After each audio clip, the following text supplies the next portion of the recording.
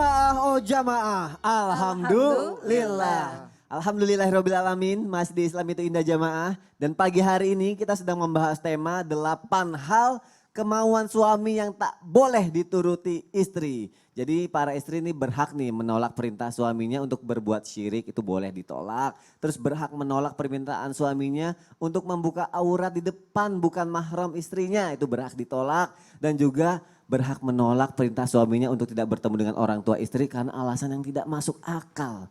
Udah ada 3, 5 lagi seperti apa? Setelah tayangan yang berikut nih. Mengenai menolak berhubungan badan karena usia bayi belum 40 hari seorang ayah tega menghabisi anak kandungnya. Nauzubillah min zalik. Kita lihat tayangannya jamaah, silakan. Dikutip dari Kompas.com, Binsar melanjutkan seusai menegur sang suami, ES yang sedang membersihkan ikan mendengar suara tangis sang bayi. Tergopoh-gopoh menuju sang bayi, ia pun lantas terkejut saat melihat KW sedang mencekik korban. ES pun langsung mengambil bayi itu dari KW sambil memarahinya. Sang istri lalu menenangkan bayi itu sambil memberi korban ASI. Kemudian cekcok kembali terjadi setelah ES menolak permintaan KW yang mengajaknya berhubungan badan. ES menolak untuk memenuhi keinginan suaminya itu dengan alasan baru 40 hari setelah melahirkan.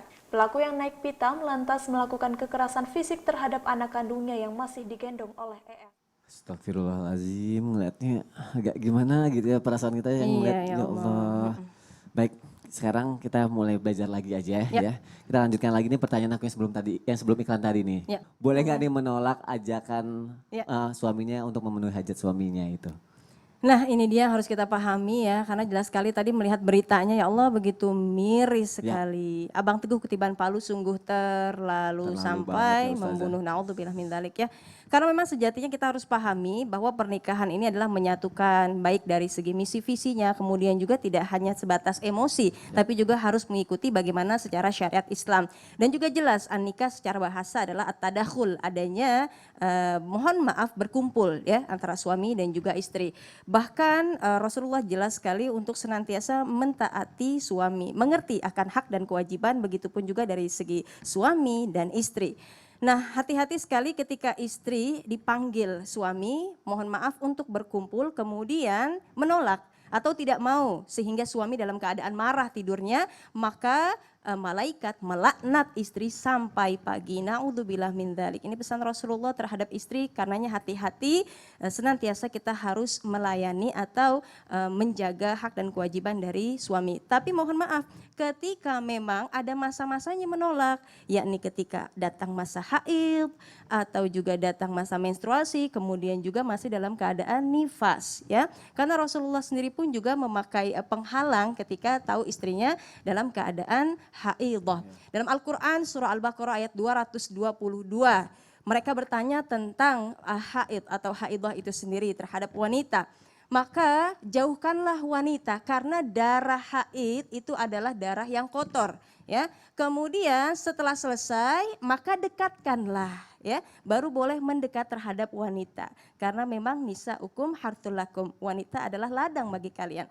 Cuma amat sangat hati-hati sekali ya, jangan sampai timbul amarah di sini. Benar-benar harus tahu, mengerti, memahami, oh istri dalam keadaan haid. Kemudian bagaimana ketika mohon maaf ada hasratnya untuk dilayani. Dalam tafsir As-Sa'adi dikatakan, silahkan, dibolehkan, hanya saja bukan dalam hal at-tadakhul tadi. Atau berkumpul, atau berhubungan mohon maaf, farj itu sendiri ya, silahkan adanya mohon maaf bercumbu kemudian juga memeluk, cuman dalam hal tersebut harus diwaspadai, tidak boleh ya. Oh ini bahasanya memang seperti ini ya, karena memang ini pengertian seperti ini. Jadi ya, yang harus dipahami dari seorang suami, yuk sama-sama kita kaji lagi, kita belajar lagi, oh memang sudah sepatutnya seperti ini, maka tahanlah amarah kita, jangan sampai tadi timbul untuk marah kemudian membunuh. Seorang sahabat Rasulullah datang kepada Rasulullah, ada nggak sih amalan yang sedikit ya, sedikit, tapi mudah untuk menuntun ke dalam surganya Allah. Apa itu? La taghdab, jangan marah. Kemudian apalagi? La taghdab walakal jannah, janganlah kamu marah maka bagimu surga. Ini harus mengerti sekali, jangan sampai dengan menggunakan emosi, kemudian nggak mau silahkan, tapi syaratnya tadi jangan sampai tersebut ya, ada farj yang memang Ya. kita jaga itu sendiri. Kemudian yang kedua, yuk sama-sama suami dan istri harus mengerti, memahami, belajar kembali agar mudah saling nasihat menasehati dalam kebenaran dan juga menetapi kesabaran. Karena kita tahu al-halal bayyin, al-haram bayyin. Yang haram dijelaskan, yang haram pun juga dijelaskan. Jadi harus adanya satu dan yang lainnya kerjasama dalam mentaati kebenaran, kebaikan, dan kerjasama untuk menjauhkan dari hal-hal yang buruk. Ini Masya Allah darah haid adalah kotoran gitu kan. Kemudian juga memang jelas ini hukumnya dari Allah, maka harus kita waspadai untuk tidak kita dekati. Tapi jelas sekali pengertiannya, ketika sudah bersih maka silahkan gitu kan untuk didekati para istri. Artinya apa? Jelas rambu-rambunya, ketika tidak boleh maka jangan.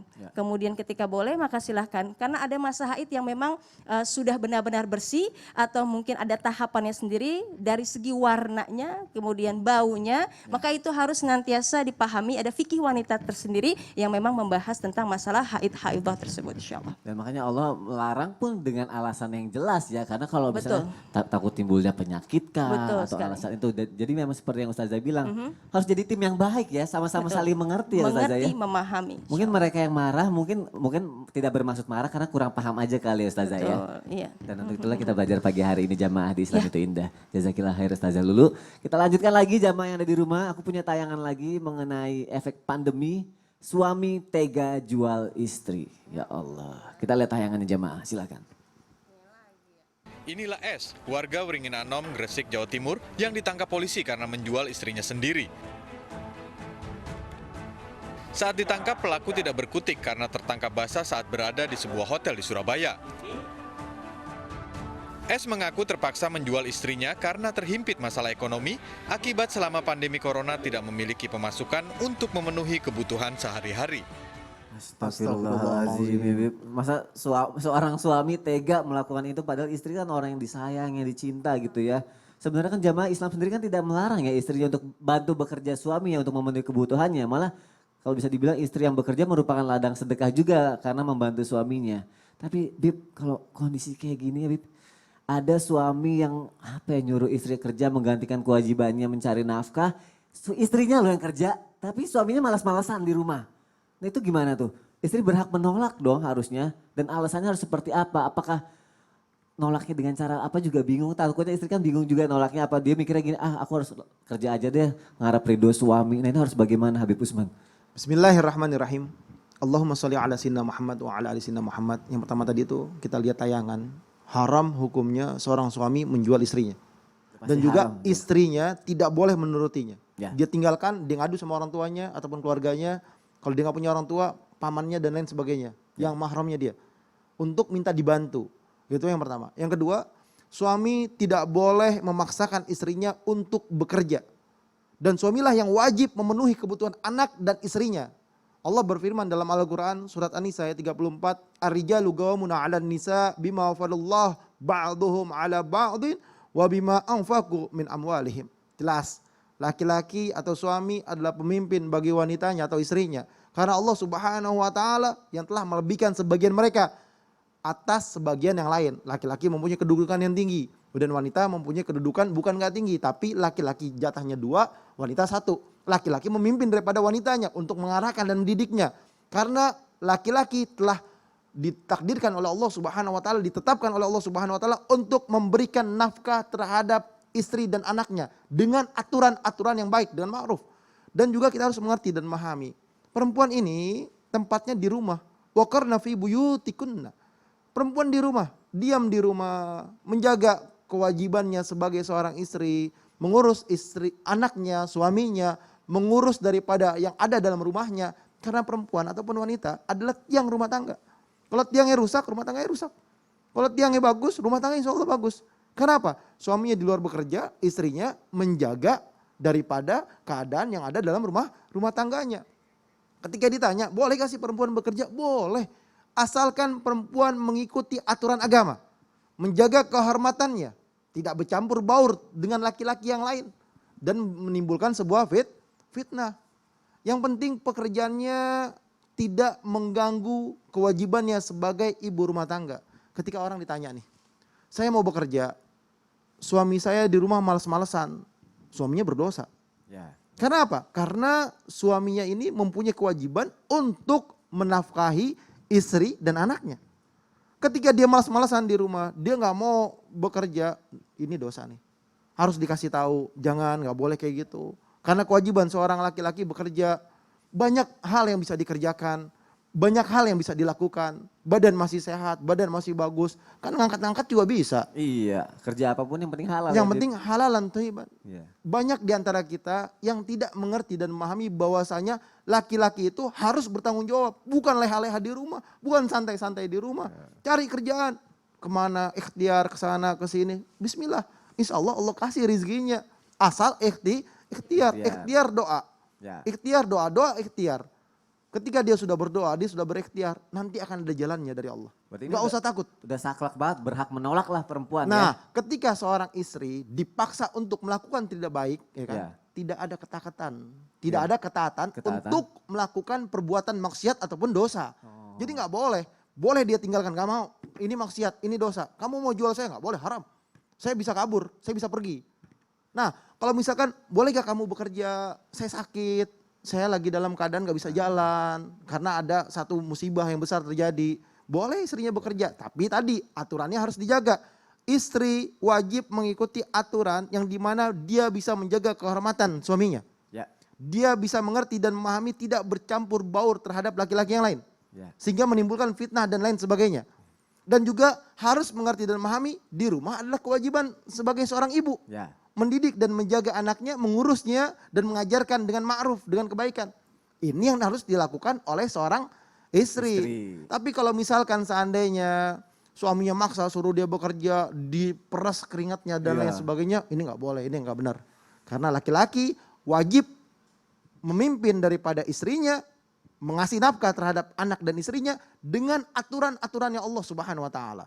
Yang halalan thayyiban, jangan mencari yang haram. Masya Allah, berarti memang sudah pasti ini. Memang tugas laki-laki mencari nafkah itu yang harus diingat ya bagi setiap laki-laki. Gak bisa ngegampangin karena laki-laki ya tulang punggung keluarga, bukan tulang rusuk. Masya Allah. Terima kasih Habib Usman untuk penjelasannya. Masya Allah. Semoga bisa menjawab pertanyaan jamaah yang ada di rumah. Kita lanjutkan lagi. Aku punya artikel nih. Ini kisah istri menggugat suaminya atas pencurian dan penggelapan sertifikat.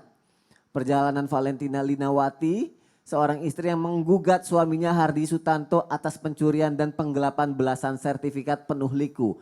Keinginan warga Taman Ijen Kota Malang menjerat hukum suaminya ini kandas. Sengketa suami istri ini disidangkan di Pengadilan Negeri Kota Malang. Pengadilan Negeri Kota Malang memutus bebas terdakwa Hardi atas perkara pencurian dan penggelapan sertifikat. Wah, ini kok tega ya suaminya saking karena materinya seperti. Betul sekali ini ya, ujian ya. Ujian ya, pasti timbul pertanyaan gini. Sebenarnya boleh gak sih kayak gini-gini, bagaimana hukumnya bagi seorang suami ini yang mengambil bagian warisan istrinya tanpa izin istrinya? Ya. Nah silakan Nah Ustazah ini Lulu, dia, mohon penjelasannya. terima kasih Kak Soni, Ikan Lohan punya berkah, mudah-mudahan berkah Amin. ya.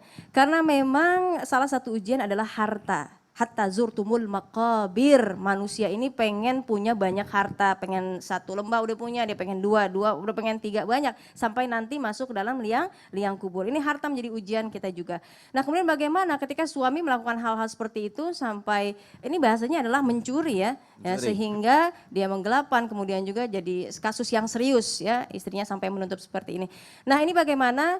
Hati-hati sekali karena sejatinya rumah tangga ini seharusnya diibaratkan sebagai pakaian. Hunna libasul lakum wa antum libasul lahun.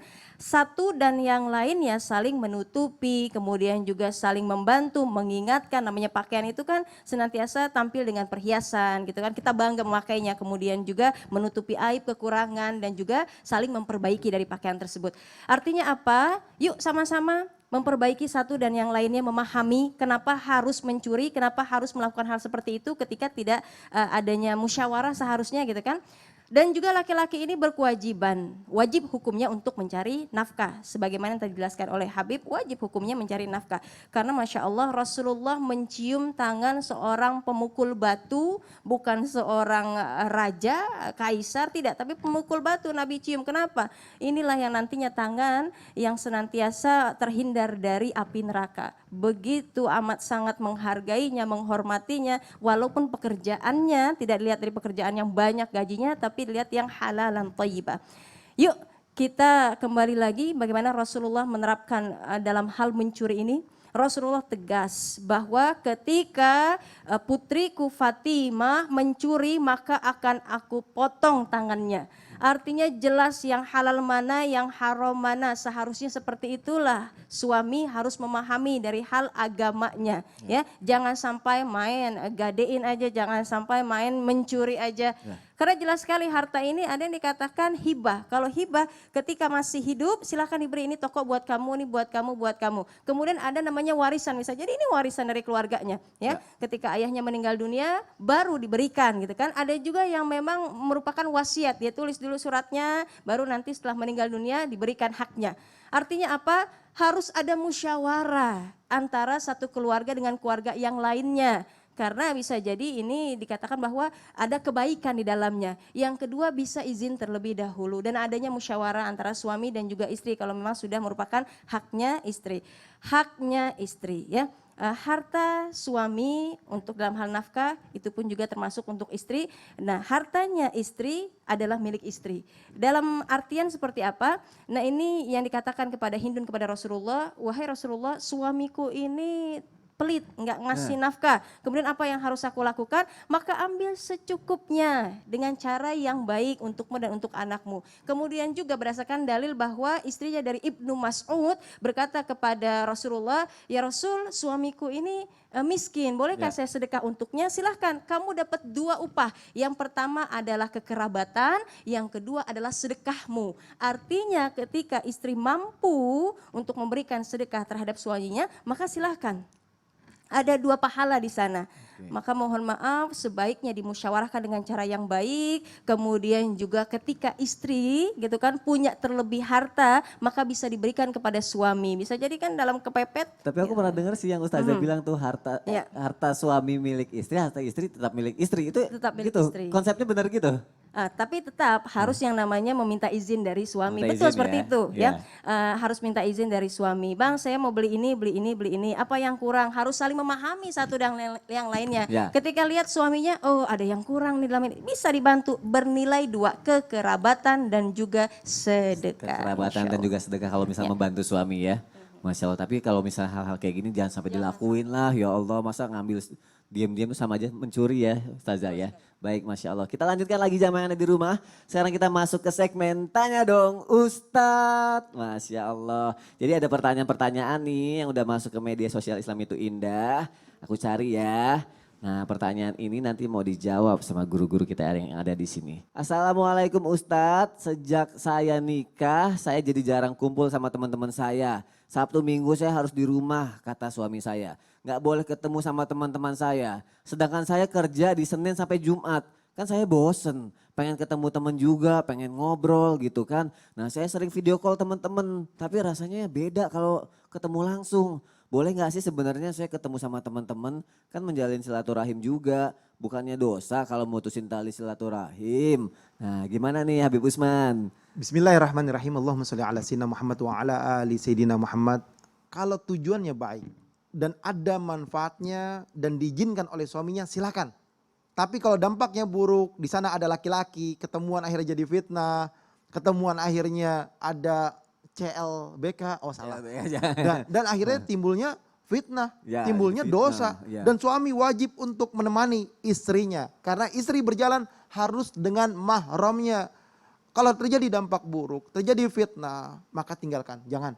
Ya. Harus ditinggalkan, nggak boleh. Di antara tanda kebaikan di dalam Islam adalah mengerti dan memahami seorang harus mengurangi bicara atau berkata-kata yang tidak bermanfaat. Kurangin. Timbulnya di situ ngobrol doang, gibahin orang dosa. Ya takutnya gibah ya. Akhirnya dia ngomongin temennya, timbulnya fitnah. Ya. Dia ngomongin temennya adu domba.